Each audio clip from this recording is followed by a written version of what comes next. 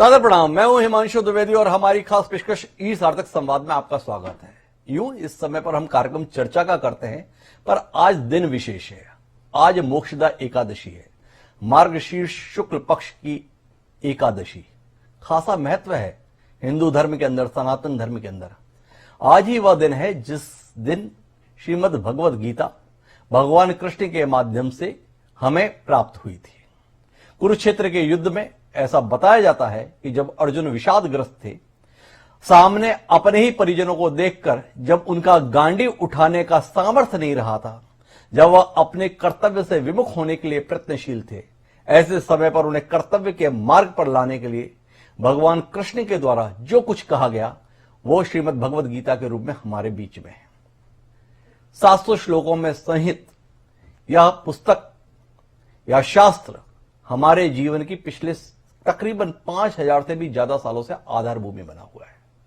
सनातन धर्म के अंतर्गत हमारे पास में कई धर्म ग्रंथ हैं, जिसके अंतर्गत 4 वेद हैं, तमाम उपनिषद हैं, ब्राह्मण ग्रंथ हैं। लेकिन इन सब के बीच में जिस प्रकार की लोक के अंतर्गत मान्यता श्रीमद् भागवत गीता को मिली है, उस प्रकार का स्वरूप किसी और पुस्तक के संदर्भ नहीं मिलता। रामायण और गीता ये 2 हमारे जीवन का आधार बिंदु है। तकरीबन 5157 वर्ष पहले श्रीमद् भगवद गीता हमारे जीवन में अस्तित्व में आई थी, और पूरे देश में नहीं, पूरी दुनिया में जितने भी धर्म ग्रंथ हैं, उनकी जयंती के तौर पर अगर कोई जयंती मनाई जाती है तो वो एकमात्र गीता जयंती ही मनाई जाती है। इससे हम इसके महत्व का अंदाजा लगा सकते हैं। क्या कुछ इसमें ऐसा है जिसके कारण इसका महत्व इतना बना हुआ है, यह हमारे जहन में अपने आप कौंधता रहता है। तो कोशिश कर रहे हैं आज हम इसी के समाधान के संदर्भ में। तो इसके तहत आज हमारे साथ में सुप्रसिद्ध भागवत कथा वाचक गौभक्त संत संजीव कृष्ण ठाकुर जी महाराज हमारे साथ में है। वो तमाम जिज्ञासाएं जो आपके जहन में हैं, उन्हें लेकर आज हम संवाद करेंगे। संत संजीव कृष्ण ठाकुर जी से समझने की कोशिश करेंगे कि 2 मानव देहधारी व्यक्तियों के बीच में हुआ संवाद क्या कुछ ऐसा महत्वपूर्ण है जिसके आधार पर हम जीवन के तमाम गूढ़ प्रश्नों के सुलझने की उम्मीद कर लेते हैं। जीवन का कोई भी क्षेत्र हो, उसके समाधान के संदर्भ में पिछले 5000 सालों से अगर कोई उदाहरण दिया जाता है तो वो गीता में दिए गए श्लोकों के माध्यम से दिया जाता है। बड़े बड़े प्रबंधन गुरु भी अगर जीवन की जटिलताओं को सुलझाना चाहते हैं तो उसके लिए गीता की ओर इतनी आतुर भरी निगाहों से क्यों देखते हैं? क्या कुछ उसके अंतर्गत ऐसा है जिसके कारण से आज भी बड़े बड़े ग्रंथ उसके एक एक श्लोक पर लिखे जा रहे हैं? ना जाने कितने ही महापुरुषों ने इस पर टीकाएं लिखी हैं, अपने अपने स्तर पर भगवान कृष्ण के द्वारा कहे गए शब्दों को व्याख्या करने की कोशिश की है। तो इसी कोशिश के तहत हम मथुरा चलते हैं, जहां पर संत संजीव कृष्ण ठाकुर जी हमारे साथ में हैं। तो महाराज जी, आपका बहुत बहुत स्वागत। आज मोक्षदा एकादशी पर ऐसे पावन दिवस के अवसर पर आपने समय निकाला है हमारे दर्शकों के लिए, उनकी तरफ से भी मैं आपका अभिनंदन करता हूं, स्वागत करता हूं। जी प्रणाम। जय श्री कृष्ण द्विवेदी जी। तो महाराज जी, मैं चर्चा की शुरुआत जो करना चाहता हूं वो सबसे पहले इस विषय पर करना चाहता हूं कि जब भी धर्म की, ज्ञान की बात करनी होती है तो उसके लिए हमारे ऋषि मुनि जो है जंगलों में जाते थे, या सामान्य मनुष्य की बात करें तो वो कक्षाओं में, विश्वविद्यालयों में, स्कूलों में जाते थे। ये समझ में नहीं आया कि भगवान कृष्ण के रूप में जिनको हम इतना ज्यादा आदर, सम्मान और मान्यता देते हैं, वो अपने सखा अर्जुन के साथ में संबंधों को इतने वर्षों से जी रहे थे, जो हम महाभारत की कथा में जानते, सुनते, पढ़ते हैं। उन भगवान श्री कृष्ण को संवाद करने के लिए युद्ध का ही मैदान मिला। जीवन के इतने तमाम क्षण उन्होंने अर्जुन के साथ बिताए, जिसके अंतर्गत वह वनों में भी रहे, खांडव वन की कथा भी हम सुनते हैं, इंद्रप्रस्थ के दौर को भी देखते हैं, द्वारका भी आए थे, तब भी बात कर सकते थे।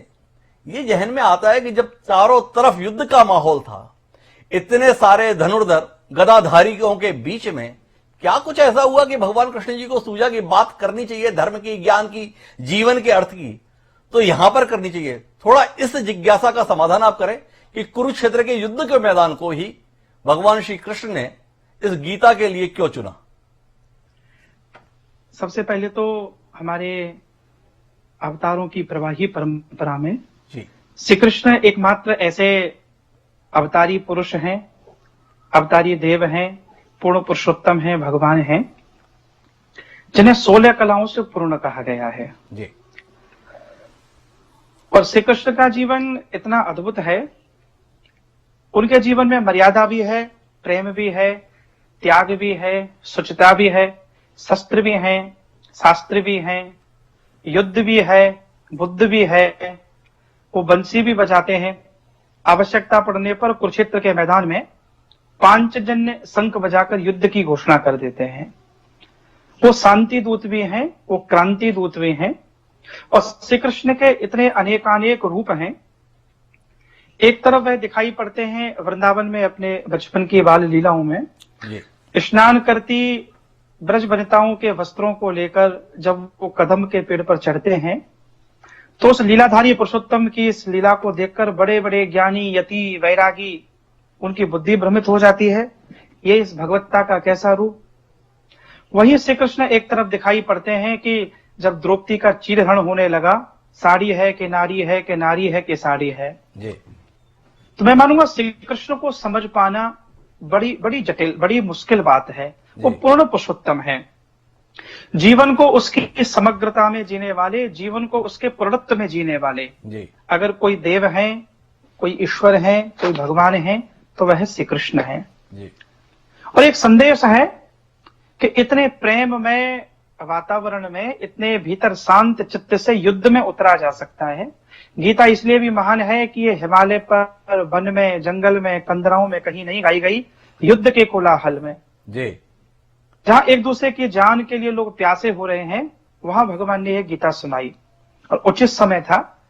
जैसे कभी कभी किसी प्यासे को तलाश रहती है कि मुझे जल मिल जाए, कुआं मिल जाए, गंगा मिल जाए, शिष्य को गुरु की तलाश रहती है, गुरु को भी एक उचित शिष्य की तलाश रहती है।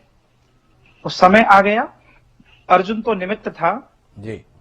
अर्जुन को निमित्त बनाकर भगवान ने संपूर्ण मनुष्य जाति को, इस संपूर्ण मनुष्यता को एक संदेश दिया गीता के माध्यम से। ये इसलिए ही ज्यादा प्रासंगिक है कि युद्ध के मैदान में गाई गई। और देखा जाए तो हमारे आपका जो जीवन है, वो संपूर्ण जीवन युद्ध ही है। कुरुक्षेत्र का युद्ध तो 18 दिन चला। हम रोज तो रोज लड़ रहे हैं जी। समाज में लड़ रहे हैं, परिवार में लड़ रहे हैं, प्रदेश लड़ रहे हैं, देश लड़ रहे हैं, भाई भाई लड़ रहा है, पति पत्नी लड़ रहे हैं, पिता पुत्र लड़ रहे हैं। और बहुत आगे की बात करूं तो आदमी स्वयं भी अपने आप से युद्ध कर रहा है। हम स्वयं हमारी प्रवृत्तियों से लड़ रहे हैं और प्रत्येक क्षण हमारे जीवन में महाभारत उत्पन्न होता है। लेकिन जिसके पास सारथी के रूप में श्री कृष्ण है, गीता है, वो युद्ध में विजयी हो जाता है। नहीं तो जिसके पास सारथी कृष्ण नहीं है, वो दुर्योधन की तरह रोज प्रत्येक रण में पराजित हो रहा है। बड़ी सुंदर व्याख्या आपने की महाराज जी, लेकिन इसी के साथ में सवाल निकल कर आया कि हम सभी महाभारत का युद्ध लड़ रहे हैं। अगर गीता हमारे साथ में है तो हम युद्ध जीत लेते हैं, गीता हमारे साथ में नहीं है तो हम युद्ध नहीं जीतते। सवाल इस बात का है कि इस गीता में ऐसा है क्या। हमारे पास तो ग्रंथ के ग्रंथ भरे हुए हैं, 4 वेद हैं, दुनिया भर के उपनिषद हैं, तकरीबन 100 की करीब उपनिषद हैं। इसके अलावा वेदांग के अंतर्गत अलग ग्रंथ हैं, ब्राह्मण ग्रंथ अलग हैं, अरण्य ग्रंथ अलग हैं। तो इन सब के बीच में आप गीता के संदर्भ में इतना आग्रह कर रहे हैं, क्या है इस गीता के अंतर्गत जिसके कारण से हम इसको लेकर इतने आग्रही हो रहे हैं। पहली बात तो मैं ये बताऊं जी, वेदों के रचयिता हैं श्री ब्रह्मा जी महाराज जी। ब्रह्मा जी के मुख से, ब्रह्मा जी के द्वारा वेदों का जन्म हुआ। ब्रह्मा जी का जन्म कहां से हुआ? ब्रह्मा जी का जन्म भगवान की नाभि से और कमल से उत्पन्न हुआ जी। भगवान की नाभि, वहां कमल उत्पन्न हुआ, कमल से श्री ब्रह्मा जी का प्रागट्य हुआ जी। श्री वेदव्यास जी भी भगवान के अंशावतार हैं जी। वेदव्यास जी ने पुराणों को लिखा, वेद का विस्तार किया जी। जितने भी हमारे यहाँ ग्रंथ हैं, हमारे यहाँ संहिताएं हैं, वो किसी ना किसी संत महापुरुष के द्वारा लिखे गए। गीता की सबसे पहली वैशिष्टता, विशिष्टता यह है, ये स्वयं भगवान श्री कृष्ण के मुख से निकली है जी। इसमें कोई बीच में नहीं है जी। भगवान पूर्ण ब्रह्म परमात्मा बोलते जा रहे हैं, भगवान के मुख से निकलने के कारण ये हम सबके लिए सर्वमान्य है। दूसरी बात, गीता जितनी सरल शब्दों में हमें समझाती है जी। एक मैं कहता हूं, एक विद्यार्थी भी, एक बालक भी, एक जवान व्यक्ति भी, एक वृद्ध व्यक्ति भी गीता जी के सूत्रों को सहज समझ सकता है। जी। जिस प्रकार से कर्म की व्याख्याएं की हैं, जिस प्रकार से आत्मबल की व्याख्याएं की हैं और भगवान श्री कृष्ण ने गीता के प्रारंभ में ही अर्जुन को संकेत दे दिया, एक लाइन में ही समझा दिया कि मैं क्या कहने वाला हूं। अर्जुन, जी क्षुद्रम क्षुद्रम हृदय दौर्बल्यम त्यक्तोत्तिष्ठ परंतपः। जी जब अर्जुन ने युद्ध के मैदान में कहा, हाथ कपने लगे, जी अंधेरा छाने लगा और भगवान समझ गए कि वो अर्जुन जिसके गांडीव की सहायता लेने के लिए कभी देवराज आते थे, जिस अर्जुन को जीवन में कोई हरा नहीं पाया, और वही अर्जुन हारा तो किससे हारा? दूसरों से नहीं हारा। अर्जुन स्वयं की निराशा से हारा, कुंठा से हारा, चिंता से हारा। भगवान ने उसी दिन अर्जुन को कहा, अर्जुन तेरा कोई रास्ता नहीं रोक रहा, तू स्वयं ही तेरी सफलता में बाधक है। अपने हृदय की दौर्बल्यता का त्याग कर, जी अनंत आकाश तेरा है। तो गीता जी हमारे आत्मशक्ति के अभ्युदय को जन्म देते हैं, आत्मशक्ति का अभ्युदय करती हैं। जी गीता हमें स्वयं से मिलाने वाला ग्रंथ है और वास्तव में हमें जो आवश्यकता है, शांत चित्त से, स्थिर दिमाग से, इस दिमाग से हम जितना विराट सोच सकते हैं, दूरदर्शिता के साथ कार्य कर सकते हैं, हम शिखर पर पहुंच सकते हैं। लेकिन शिखर पर पहुंच कैसे पाए? तमाम चिंताएं हैं, तमाम विषाद हैं, इंद्रियों का विकेंद्रीकरण है। गीता कहीं ना कहीं हमारी ऊर्जा को एक जगह पर केंद्रित करती है और गीता हमारे आत्मविश्वास को जगाती है। एक सवाल आपसे करना चाहता हूं संशय, लेकिन उससे पहले थोड़ा अपने दर्शकों से साझा करना चाहता हूं जानकारी कि जो हमारे साथ में परम पूज्य संत संजीव कृष्ण ठाकुर जी हैं, उन पर भी ईश्वर की कृपा है। मात्र 9 साल की उम्र में उन्होंने घर बार छोड़ा और महज 12 साल की उम्र से भागवत कथा के प्रवचन दे रहे हैं। इस प्रकार का कार्य वही कर सकता है जिस पर ईश्वर की कृपा हो। केवल इंसानी प्रयास से यह संभव हो पाए, इस पर यकीन करना मुश्किल होता है। तो ऐसी शख्सियत आज एकादशी के मौके पर, मोक्षदा एकादशी के मौके पर, गीता जयंती के मौके पर हमारे साथ में है। आपसे जानने में विषय यह है कि हम सब जो इंसानी जीवन को लिए हुए हैं, बड़े महत्वाकांक्षाओं के आधार पर जीवन जीना चाहते हैं। हम में से हर कोई अपनी मौजूदा स्थिति से अधिसंख्यक असंतुष्ट रहता है। जो है उससे बड़ा होना चाहता है, जो है उससे बेहतर होना चाहता है। और गीता के संदर्भ में बात कही जाती है निष्काम भाव से कर्म करने की। बड़ा विरोधाभास है। हम गीता के संदर्भ में आग्रह तो करते हैं, पर भावना तो हमेशा ये रखते हैं कि ये काम करूं तो इसके संदर्भ में इससे ये बेहतर हो जाएगा। हम तो मंदिर में जाके प्रसाद भी इस कामना के साथ चढ़ाते हैं कि भगवान ऐसा कर दे इसलिए प्रसाद चढ़ा रहा हूं, और बना देगा तो इससे भी ज्यादा करूंगा। तो इस भावना के साथ भगवान के द्वार पर पहुंचने वाले लोग गीता के संदर्भ में बात करें, थोड़ा विरोधाभास रखता है। इस विरोधाभास पर कुछ दृष्टि दें, कुछ ज्ञान दें, कुछ मार्गदर्शन आपसे मिले। आपने द्विवेदी जी बहुत अच्छा कहा। मैं 2 बातें बताऊं। जी स्वयं भगवान श्री कृष्ण अर्जुन को कहते हैं, चतुर्विद्या भजन्ते माम जना सुकृतोर्जुनः आर्तो जिज्ञासुरर्थार्थी ज्ञानी च भरतर्षभ। अर्जुन, 4 प्रकार के लोग मुझे भजते हैं। इसमें एक होते हैं आर्त, जी जिनको हम कहते हैं दुखी लोग। जी एक होते हैं जिज्ञासु, एक होते हैं अर्थ की कामना से, एक होते हैं ज्ञानी लोग जो अपने स्वरूप का नित्य स्मरण करते रहते हैं। भगवान स्वयं स्वीकार करते हैं और इसमें कोई बुराई भी नहीं है। मेरा मानना है जी ईश्वर हमारे त्वमेव माता च पिता त्वमेव। श्रीमद् भागवत में भी देवराज इंद्र भगवान की स्तुति करते हुए कहते हैं, पिता गुरुस्त्वम जगतामधीशो दृत्यय काल उपात्त दंड। वो हमारे पिता है, माता है।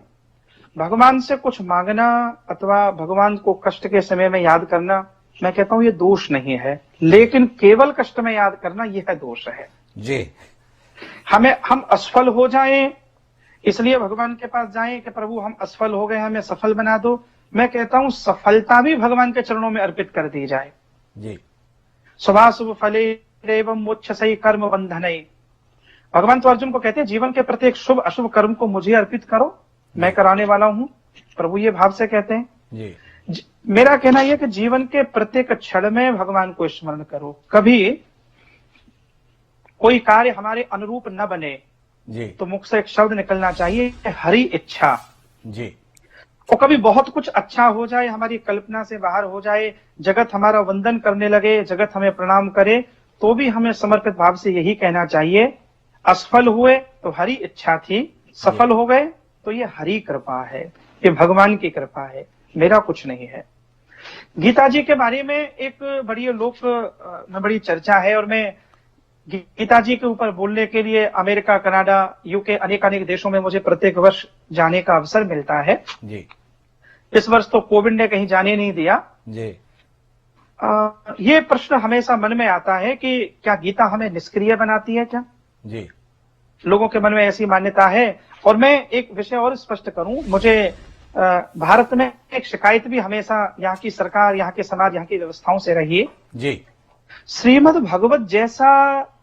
भगवत गीता जैसा ग्रंथ हमारे पास, जिसे हम पूरे जीवन, पूरी ऊर्जा हम बदल सकते हैं, अपनी दशा संपूर्ण विश्व को दिशा दे सकते हैं। हमारे यहाँ 60 वर्ष का व्यक्ति जब रिटायर्ड होता है तब उसको गीता दी जाती है। मुझे बस यही थोड़ी आपत्ति है, ये गीता किसी को 5 वर्ष की उम्र में मिल जाती तो 60 वर्ष तक की यात्रा के बीच में जो उपद्रव मचाए ना, वो उपद्रव ना मचाता। बड़ी सुंदर बात कही महाराज जी आपने। गीता के संदर्भ में एक बड़ी महत्वपूर्ण जो सूक्ति कही जाती है, योग कर्मसु कौशलम, इस पर थोड़ी आप दृष्टि दें, क्योंकि आपने जो बात कही है कि अगर 5 साल की उम्र में गीता दे दी जाती तो ये हालत नहीं होती। इस बात को और ज्यादा व्याख्या अगर इसकी संभव है तो शायद इस सूक्त के साथ संभव है। इस पर थोड़ी दृष्टि आपसे मिले। 2 बातें समझने की हैं। भगवान श्री कृष्ण ने कर्म के ऊपर बहुत जोर दिया है जी। जहां भगवान अर्जुन को कहते हैं कर्मण्येवाधिकारास्ते मां फलेषु कदाचन मां कर्म फल हेतु भूर्मा ते संगोष्ठ कर्मणि। जी भगवान अर्जुन को कहते हैं, अर्जुन कर्म करने पर तो हार या जीत कुछ भी मिल सकती है जी, पर कर्म न करने पर केवल हार मिलती है। भगवान कहते हैं मुझे कर्मशील प्रिय है। और आप देखेंगे स्वयं पूर्ण पुरुषोत्तम भगवान होने के बाद भगवान के कर्म की पराकाष्ठा। जी मैं जिस गांव में रहता हूं, वृंदावन में, जी, मेरे वृंदावन के कृष्ण नग्न पैर जंगल में घूमते थे, वनों में घूमते थे। ये उनके पुरुषार्थ कर्म की पराकाष्ठा रही। उस समय की तमाम राजनीतिक और बड़ी बड़ी बलशाली शक्तियों को, उस संगठित आसुरी शक्तियों के खिलाफ नग्न पैर बंसी बजाने वाले श्री कृष्ण ने उन सबको परास्त किया। और कर्म देखिए, कर्मशीलता का शिखर, उस समय के द्वारिका के सर्वोच्च पद पर पहुंचे। योग कर्मसु कौशलम। जी, कर्म करके हमें सुख मिले नहीं, कर्म करते करते सुख का अनुभव कीजिए। कर्म करने के बाद हमें प्रसन्नता मिले नहीं, कर्म करते करते प्रसन्नता का अनुभव कीजिए। हम इस तरीके से कर्म करें। भगवान कृष्ण को देखेंगे, जो भी उन्होंने किया जी, पूर्ण निष्ठा के साथ किया। ये आज के युवा को भी सीखना है। वृंदावन में माखन चोरी की तो पूरी आनंद के साथ की, जी, रास रचाया तो पूरे आनंद के साथ रचाया, युद्ध किया तो युद्ध वाले कृष्ण थे। जी, तो ये कर्म निष्ठा, एकाग्रता, योग कर्मसु कौशलम का अर्थ है योगस्तः कुरु कर्माणि संगम त्यक्त्या धनंजय सिद्धया सिद्धयो समो भूत्वा समत्वम योग उच्यते। जी, जो भी कर्म करें निष्ठा के साथ करें, पवित्रता के साथ करें और इस भाव से करें कि प्रत्येक कर्म का कुछ ना कुछ परिणाम अवश्य मिलेगा। जी, अगर असफल भी हो गए तो सीखने को बहुत कुछ मिलेगा। हमारी सबकी समस्या यह है कि बिना परेशानी के, बिना पीड़ा के हम सफल होना चाहते हैं। एक माँ भी संतति को सृजन देती है तो कितनी भयंकर पीड़ा और प्रसव से गुजरती है। जी, एक पत्थर भी जब ईश्वर का रूप उसके भीतर प्रकट होता है, जिसको हम मंदिर में पूजने जाते हैं, उस पत्थर से पूछे कि कोई तेरी भगवान बनने की यात्रा क्या है, तो पत्थर बताएगा कि मैंने मेरी छाती पर कितने छेनी, कितने हथौड़े, कितने प्रहार झेले हैं, तब जाके मेरे भीतर ये ईश्वरीय रूप निकल के आया है। जी, बिना विष पिए तो कोई महादेव नहीं बन सकता। जी, महादेव बनना है तो हमें विष पीना पड़ेगा। ये एक संदेश है भगवान श्री कृष्ण का। हम जो भी करें पूरी ईमानदारी के साथ करें, पूरी निष्ठा के साथ करें। श्री कृष्ण भाग्य के अस्तित्व को उतना स्वीकार नहीं करते। जी, वो कहते हैं कर्म हमारे हाथ में है। और हमारे वेदों ने भी कितनी सुंदर प्रार्थना की है। जी, कृतम में दक्षिणे हस्ते जयो में सभ्य आहत गोजित भूया समस्वजित धनंजयो हिरण्यजित। जी, हमारे वेद में भगवान से हम मांगते हैं कि प्रभु कृतम में दक्षिणे हस्ते, मेरे दाहिने हाथ में आप कर्म दीजिए। क्यों? मेरे दाहिने हाथ में कर्म होगा तो जयो में सभ्य आहत, मेरे बाएं हाथ में तो अपने आप ही विजय आ जाएगी। बहुत सुंदर। तो भगवान कहते हैं कर्म है तो जय भी मिलेगी, विजय भी मिलेगी, श्री भी मिलेगी, कृति भी मिलेगी। कर्मशील व्यक्ति को रहना चाहिए प्रत्येक क्षण। जी अब ये प्रश्न आता है, मैं कहता हूं गीता जी कहती है इच्छा रखना कोई गुनाह नहीं है। जी हमारे भीतर इच्छा ना होगी तो कर्म भी ना होगा। जी इच्छा से ही कर्म का जन्म होता है। जी देखिए, इच्छा इस भाव में रहे कि हम हमारे कर्तव्य पर, हमारे कर्म पर हमारी ऊर्जा लग जाए। भगवान स्पष्ट कहते हैं कर्म तुम्हारे हाथ में है, फल नहीं, फल मेरे पास छोड़ो। हमारे यहाँ द्विवेदी जी बहुत अच्छे संत हुए, मैं इसे और सरल शब्दों में कहूं, जी प्रज्ञा चक्षु स्वामी शरणानंद जी महाराज। जी वो एक बात कहा करते थे, करने में सावधान और होने में प्रसन्न। कर्म करते समय इतनी अवेयर होके कर्म करो कि सब कुछ मुझे करना है। We have to be aware. जी सब कुछ 100% दे देना है। वो कर्म करने के बाद चादर तान के सो जाइए, जो मेरे पाठ था वो मैंने कर दिया। अब होने में प्रसन्न, अब जो मिल जाए, जितना मिल जाए, जैसे मिल जाए, उसमें प्रसन्न हो जाओ, क्योंकि पात्र व्यक्ति को प्रकृति अपने आप दे देती है। अगर बहुत कर्म करने के बाद हमें कुछ नहीं मिल रहा, तो भगवान अर्जुन को कहते, अर्जुन अपनी पात्रता को विकसित करो, अपनी पात्रता बढ़ाओ। भाग्य को या किसी और को कोसने की बजाय स्वयं को डेवलप करो। अगर इस बात का नेतार्थ कुछ समझने की कोशिश करें तो केवल इतना कि आप अपने आप को मान रहे हैं कि मैं पात्र हो गया हूं, लेकिन हो सकता है कि ईश्वर ने इसके लिए आपके संदर्भ में और प्रयासों की अपेक्षा की है कि आप अपनी पात्रता को और ज्यादा निखारिए, और ज्यादा प्रयास की आपको जरूरत है सफलता को पाने के संदर्भ में। लेकिन मैं एक सवाल आपसे और करना चाहता हूं। आपने बड़ी सरलता से कह दिया कि गीता इतनी सरल है जो विद्यार्थी को भी समझ में आ सकती है। जो विद्यार्थी को भी समझ में आ सकती है, पिछले 5000 सालों से ये जितने भी विद्वान हुए हैं वो उसके एक एक श्लोक पर इतनी बड़ी बड़ी टीका लिख रहे हैं। यहां तक कि जो स्वयं भगवान शंकर के अवतार माने जाते हैं आदि शंकराचार्य जी, उन्होंने भी जो है इस पर भाष्य लिखा। आधुनिक संदर्भ में बात करें तो लोकमान्य पंडित गंगाधर तिलक भी जो है इसके संदर्भ में लिख कर गए। तो आपसे जानना चाहूंगा, जब इतना सरल था तो उसकी इतनी ज्यादा व्याख्या है, सरलता की इतनी व्याख्या है तो जटिलता का क्या होगा? गीता एक ऐसा ग्रंथ है जिसे जितनी बार भी गाया जाए, जितने भी लोग गाते जाएं।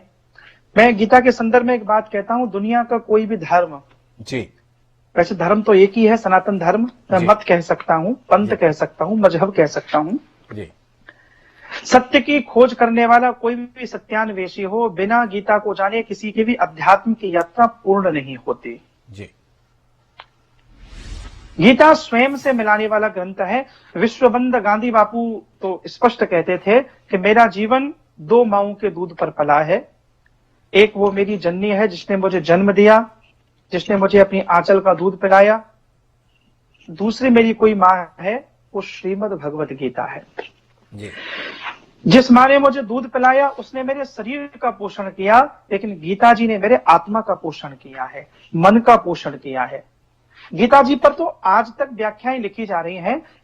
युग बदल गया, समय बदल गया, हम उस आदि युग से निकलकर इस युग में आ गए, कितना सारा विकास हो गया, लेकिन किसी भी काल में व्यक्ति की कैसी भी समस्याएं रही हो, समाधान गीता आज भी दे रही है। यही गीता की जीवटता और प्रासंगिकता है।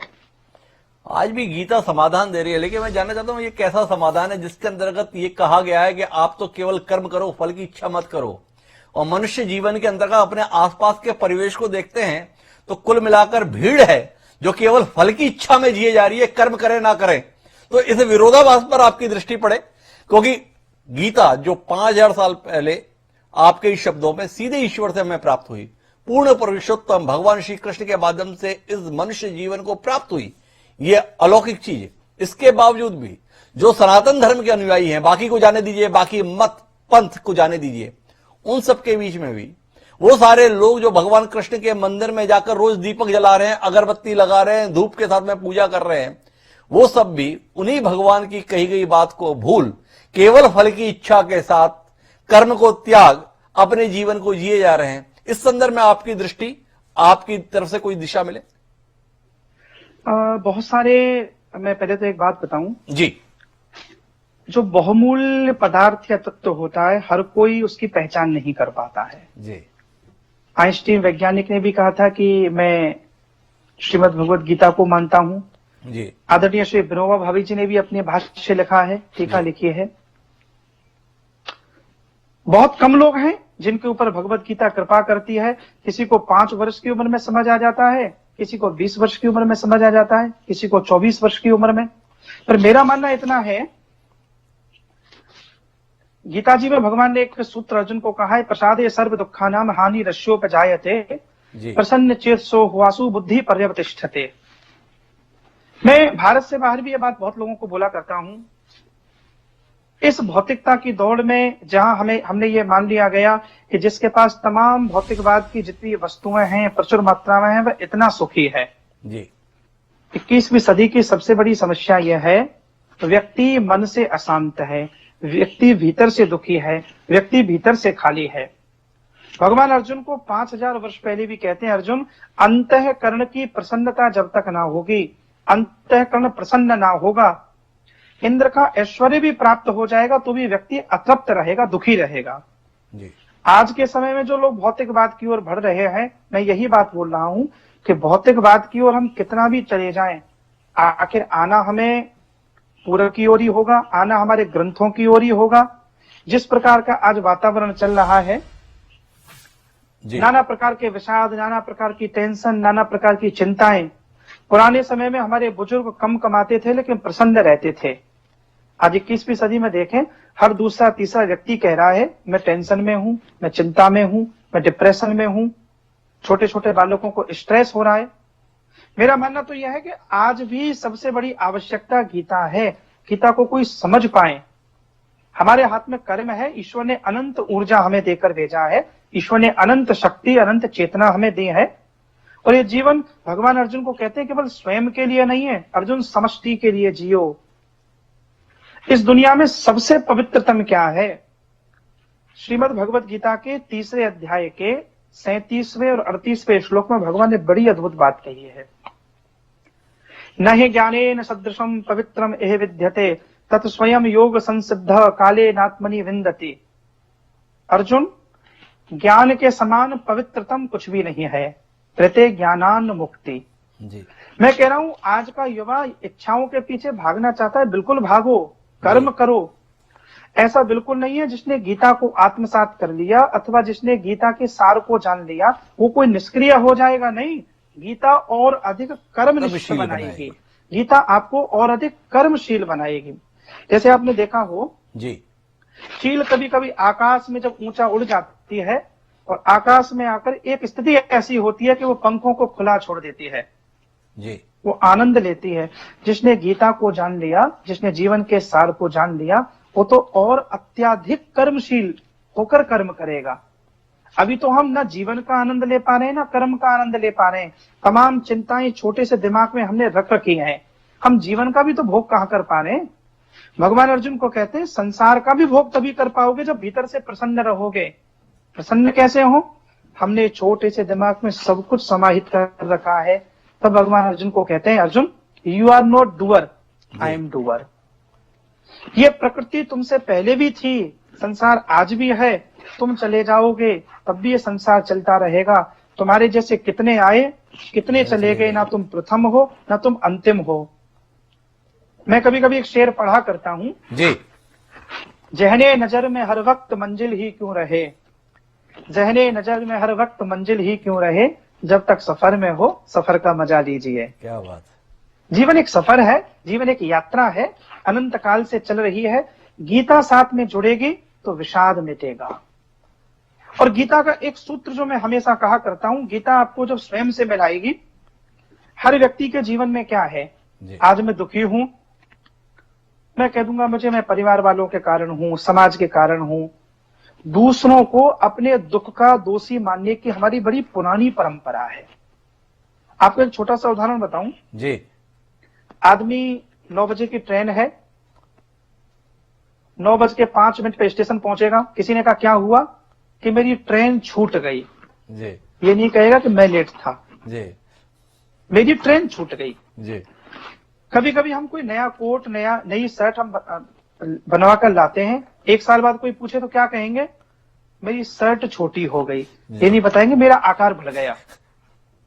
हमने हर बात का कारण दूसरों को बना रखा है। लेकिन फिर भगवान अर्जुन को कहते हैं, अर्जुन उद्धरे दातम अनात्मानम न आत्मानम अवसादयेत आत्मैव ह्वात्मनो बंधुर आत्मैव विरुपरात्मनो। जी और द्विवेदी जी, इस श्लोक ने मेरा जीवन बड़ा बदला है। जी मैं इस श्लोक से बड़ा इंस्पायर हुआ हूं और बहुतों को बोलता भी हूं। ये एक श्लोक आज के युवा समझ लें, कोई भी समझ ले। जी भगवान अर्जुन को कहते हैं, अर्जुन ये संसार अगर भवसागर है और इस भवसागर में तुम डूब रहे हो तो ध्यान रखना कोई बचाने नहीं आएगा। स्वयं को स्वयं के द्वारा ही संसार रूपी समुद्र से बाहर निकालो, स्वयं ही स्वयं के उद्धारक बनो। ना तो संसार में कोई किसी का मित्र होता है। आत्मैव ह्वात्मनो बंधुर आत्मैव विरुपरात्मनो।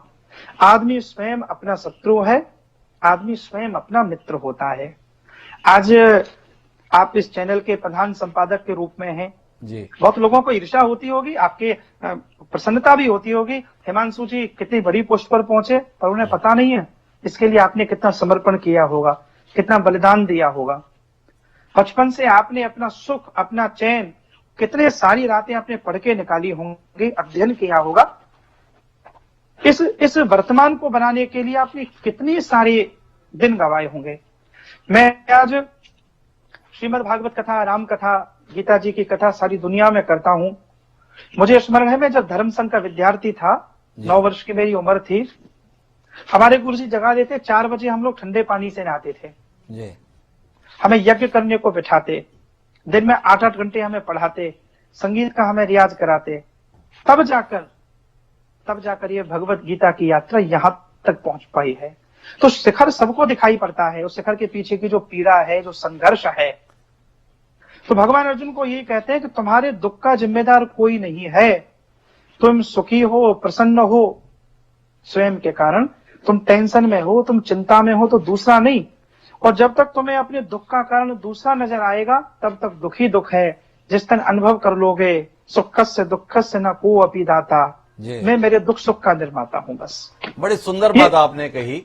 और कुल मिलाकर इसके भाव को अगर समझने की कोशिश करें तो भाव यह है कि फल में आनंद के स्थान पर प्रयासों में आनंद लेने की भी अपने जीवन में कोशिश करें। अगर प्रयासों में भी आनंद आने लगेगा, कोशिशों में भी अगर आनंद की अनुभूति होने लगेगी, तो जीवन में वाकई निराशा आपके स्थान नहीं लेगी। मैं बातचीत को थोड़ी अलग दिशा में और लेकर चलता हूं। आप जैसा ज्ञानी हमारे साथ में है।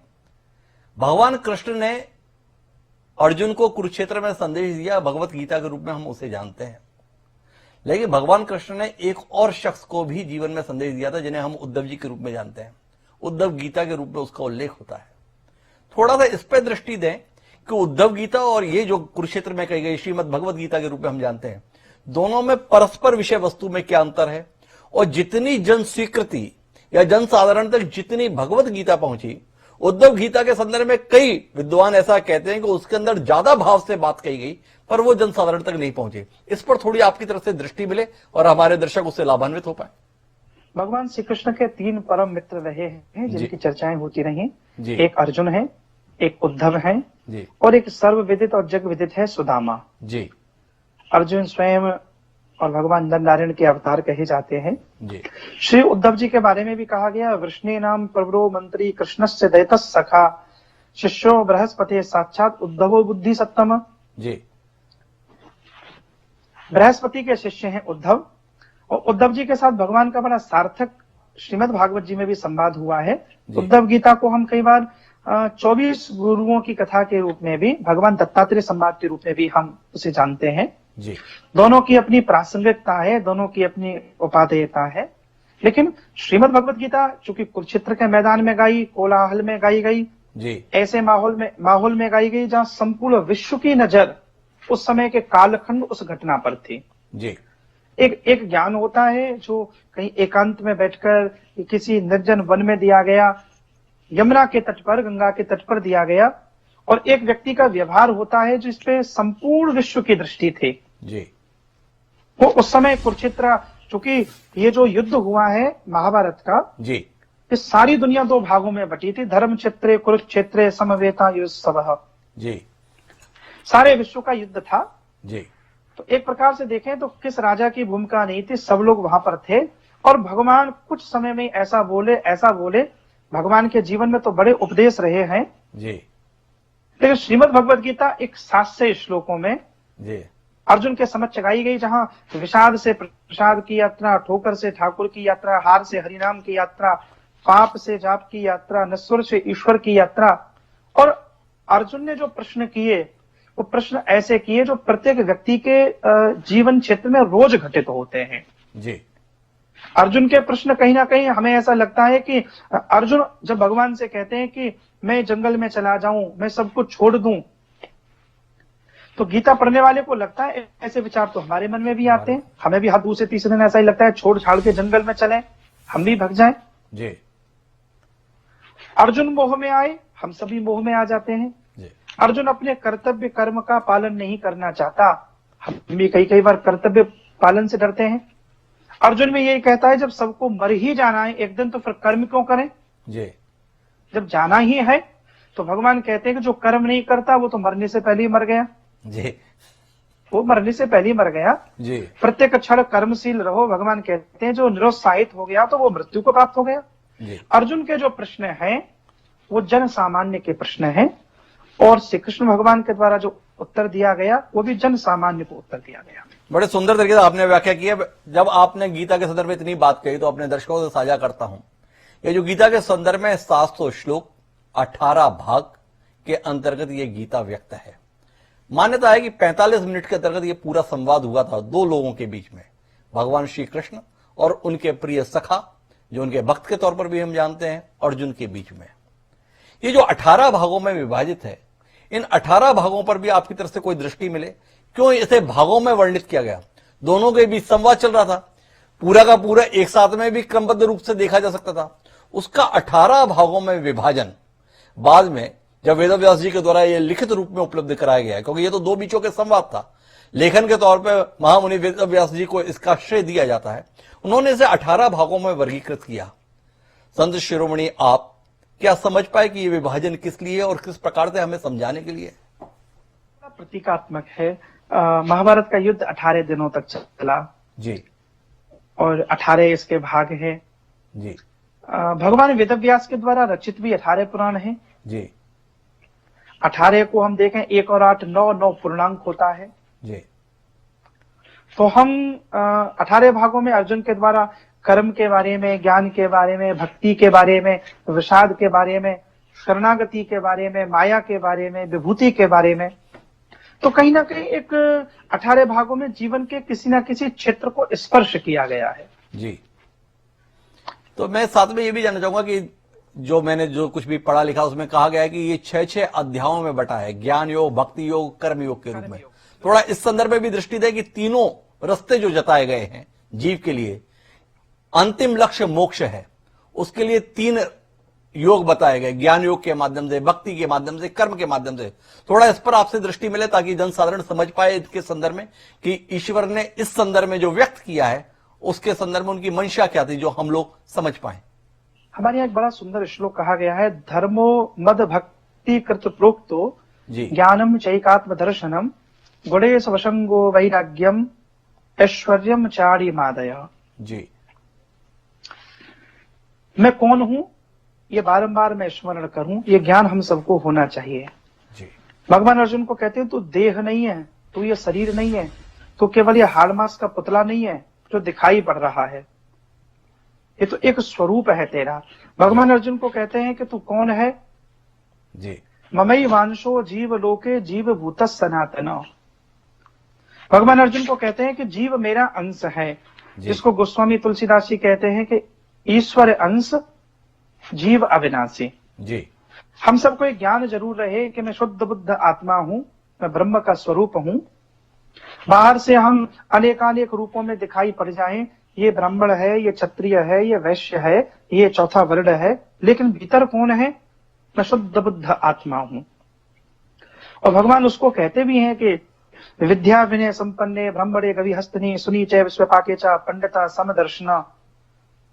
आत्मा ना मोटी होती है ना पतली होती है, आत्मा आत्मा होती है, और न वे ब्राह्मण है ना क्षत्रिय है। जी, शरीर के वर्ण होते हैं। तो ज्ञान का अर्थ है कि हमें ये ज्ञान रहे, मैं शुद्ध बुद्ध आत्मा हूं, मैं देह नहीं हूं, मैं भगवान का अंश हूं। जी। अब ये देह हमें पांच भौतिक देह प्राप्त हुई, ये जन्म हमें मिला। ईश्वर ने भगवान की सृष्टि में सबसे सुंदरतम जो कृति है वो मानव है। हम भाग्यशाली हैं। हम 84 लाख योनि अगर मान लें जी, सबसे श्रेष्ठ हम हैं, क्योंकि हम बोल सकते हैं, हम देख सकते हैं, हम हंस सकते हैं, हम गंध अनुभव कर सकते हैं, हम सोच सकते हैं। बाकी सब है पशु योनि, जी, ये है कर्म योनि। जी, हम चाहें तो कर्म के माध्यम से देवत्व भी प्राप्त कर सकते हैं, हम चाहें तो कर्म के माध्यम से असुरत्व भी प्राप्त कर सकते हैं। जी, कर्म हमारा जब ज्ञान के साथ जुड़ता है तो ऊर्जा राम की ओर जाती है, और कर्म जब हमारा वासना के साथ जुड़ता है तो चेतना हमें पतन की ओर, काम की ओर ले जाती है। तो भगवान कहते हैं अपने कर्म को ज्ञान की दृष्टि से करो। जी, यस्य सर्वे समारंभा काम संकल्प वर्जिता। बहुत लोग दौड़े ही जा रहे हैं, दौड़े ही जा रहे हैं, दौड़े ही जा रहे हैं, पता ही नहीं है क्यों दौड़ रहे हैं। जी, ये जो वर्तमान की भौतिकवाद की दौड़ है, जी, द्विवेदी जी, आदमी कितना भी प्राप्त कर ले लेकिन सोएगा 6x6 के बेड पे ही। जी, आदमी कितना भी धन प्राप्त क्यों ना कर ले, खाएगा दाल रोटी ही। 5 स्टार होटल में जाकर भी कई बार जाकर लोग वहां पे दाल और रोटी ढूंढ रहे होते हैं। जी, आदमी हिंदू होगा तो जला दिया जाएगा, मुस्लिम होगा तो गाड़ दिया जाएगा, अंतिम गति तो वही है। हमें कर्म करते समय ज्ञान जरूर होना चाहिए कि हम क्या कर रहे हैं, कितना कर रहे हैं। साईं इतना दीजिए जा में कुटुंब समाए, मैं भी भूखा ना रहूं साधु भी भूख। तो कर्म को ज्ञान की दृष्टि से करो और अंत में मेरे चरणों में उसे अर्पित कर दो, इस भक्ति भाव से। तो कुल मिला के ज्ञान, भक्ति और कर्म के संदर्भ में ये विवेचना महाराज जी ने हमारे साथ में की। 700 श्लोक हैं महाराज जी इस पूरी गीता के अंतर्गत। आपने तो इसका अध्ययन किया, मनन किया, चिंतन किया, दुनिया जहान में आप इस पर प्रवचन देते हैं, तमाम दृष्टियों से व्याख्या करते हैं। इन 700 श्लोकों में सबसे ज्यादा मन को कौन सा श्लोक आपको भाया और क्यों भाया, ये जिज्ञासा है हमारे मन में। मैं ये तो नहीं कहूंगा कि मुझे कौन सा ज्यादा भाया, क्योंकि जब भगवान की वाणी है और गीता जी के बारे में तो कहा गया है कि भय शोकादि वर्जितः। जी, गीता शास्त्र विदम पुण्यम यह पठेत प्रियत पुमान विष्णु पदम मापनोति भय शोकादि वर्जितः। जी, सर्वोपनिषदो गावो दुग्धा गोपाल नंदन पार्थो वत्स सुधीर भोक्त्वा। तो भगवान तो स्वयं यहाँ पे और बछड़ा बनकर उपनिषद, श्रीमद् भगवद गीता रूपी उपनिषद से ज्ञान ले रहे हैं।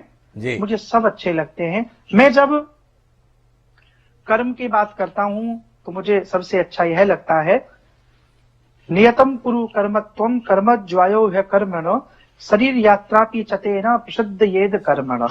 जी, जो भगवान कहते हैं अर्जुन, बिना कर्म के किसी का भी निर्वाह नहीं होगा।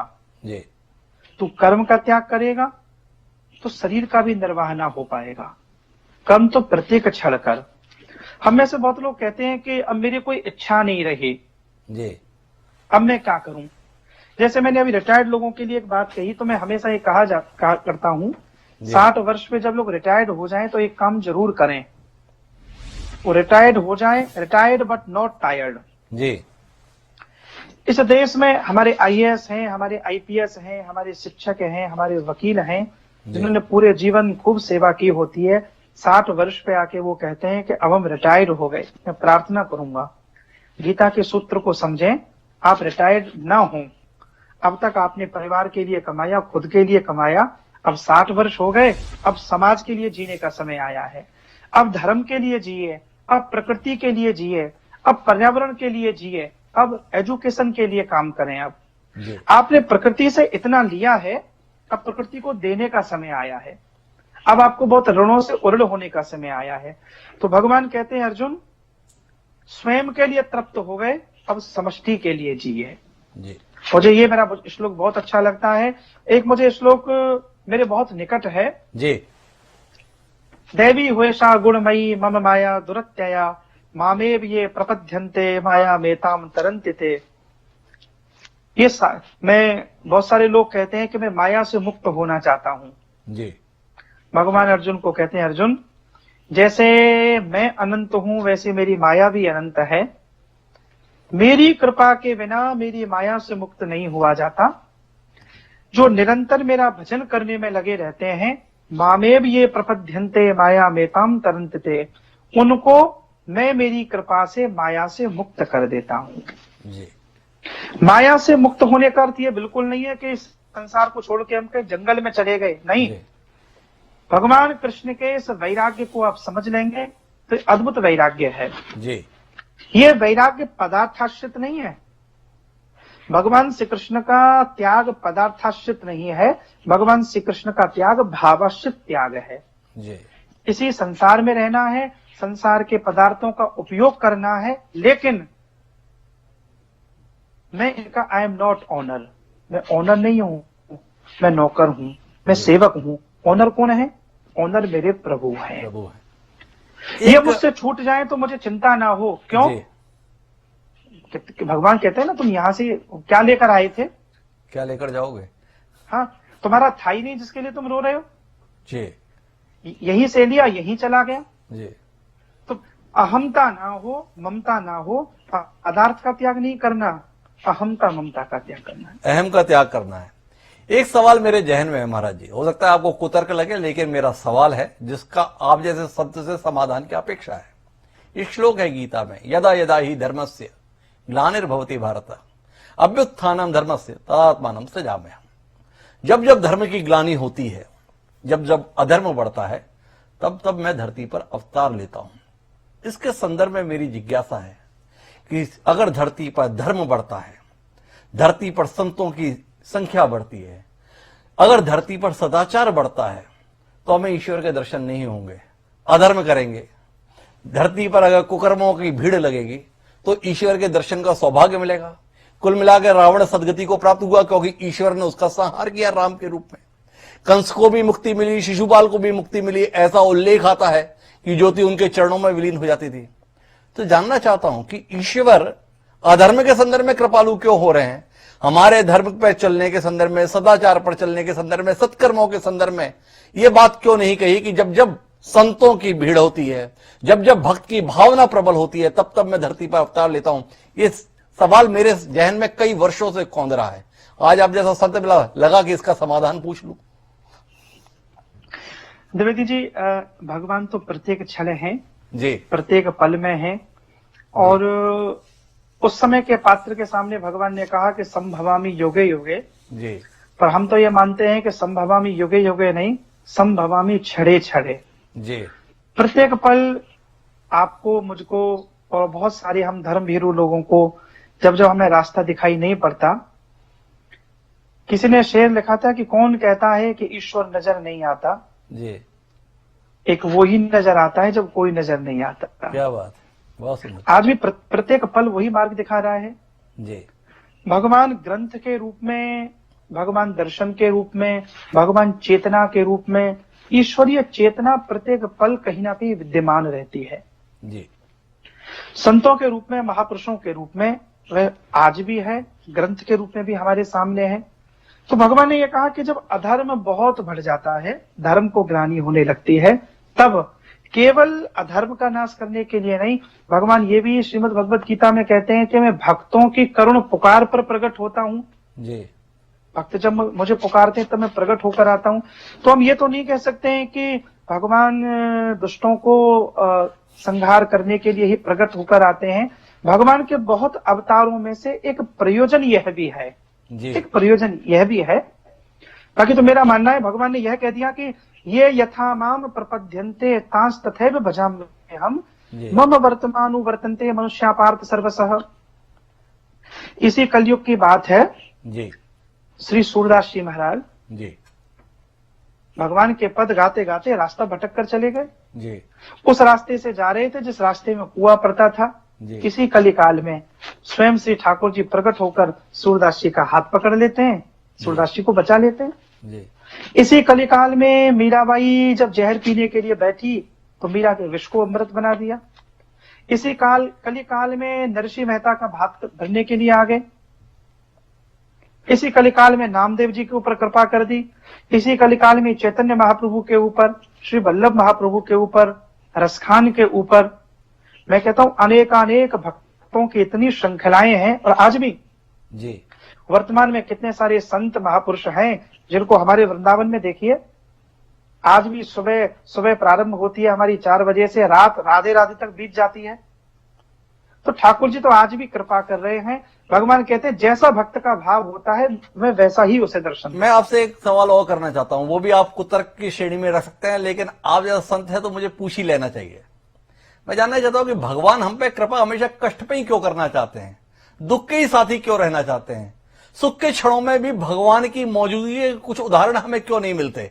केवल कृष्ण के जीवन में जो गोपियां थी तो रासलीला के संदर्भ में वो आनंद के क्षण देखने को मिलते हैं, बाकी भगवान तभी आते हैं जब वो मगर पैर पकड़ लेता है हाथी का, गजराज का, तो गजेंद्र मोक्ष का तौर पर जब वो पुकार लगाता है तो भगवान प्रकट हो जाते हैं।